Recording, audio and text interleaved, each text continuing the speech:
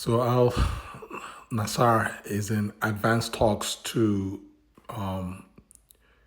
permanently sign JOAO Felix from Chelsea for the amount of roughly around 40 million pounds, and basically hijack Benfica's transfer efforts. I don't know if you guys recall, Benfica has been working on this deal pretty much this entire summer. And Felix has pretty much said, listen, Benfica is the only club that I want to play for. Guys, welcome back to the Chelsea Godfather channel. Please subscribe for regular Chelsea-related updates. Let's jump right in. JOAO Felix to Al Nassr. I mean, I believe that's Ronaldo's club in the Saudi Pro League. And the obvious question is, guys, what happened? I mean, I think what may have happened was the Club World Cup, right? I think the Club World Cup is probably what happened. Obviously the clubs from the Saudi Pro League did very well. They did reasonably well in terms of beating Inter, beating City, drawing with Real Madrid. And so, it's not quite the, Farmers League that, I mean, obviously it's not like a top league,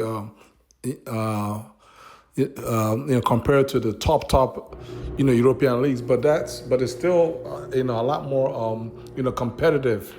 At least the biggest teams there are still a lot more, competitive than, a good chunk of the European teams. And so, I mean, that and the fact that, who knows, I mean, Ronaldo may have talked to him and got him to have a change of heart. But in any event, it's been a bit of a shocking turn of events for JOAO Felix. You guys already know that he was signed by Chelsea last summer for roughly around 50 million euros. And he came on the deal that saw Conor Gallagher going the other way, and pretty much the cancellation of the Samuel Omaro Dion to Chelsea striker move. He ended up in Porto. So it's been a heck of a roller coaster. He, came into Chelsea. There was high hopes. I had high hopes for him. I mean, I like Felix, but I mean, I was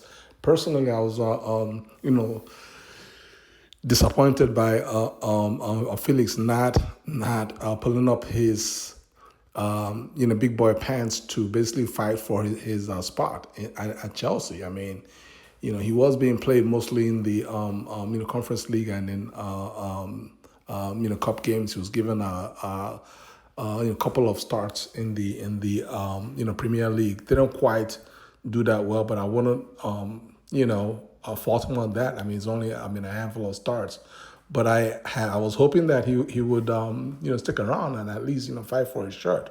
But what happened was in January, he basically gave up on Chelsea under the guise that he needed to play regularly so he can make the Portuguese World Cup team, and then that's how he ended up on loan away to AC Milan in Serie A. All right, all eyes were on him. We thought he was going to go there and tear up the Serie A and win himself a permanent move to AC Milan, but the reverse is what unfortunately happened for Felix. He went there and he was a disappointment. I believe he may have just scored like 1 or 2 goals. I mean, it was just a total disappointment. And that's pretty much what led us to where we are, because by the end of the season, I mean, he was on loan, so he came back to Chelsea right? But by then he was no longer, part of Maresca's plans. Him and his our brother, his Portuguese bro, Renato Viega. Both of them were frozen out of the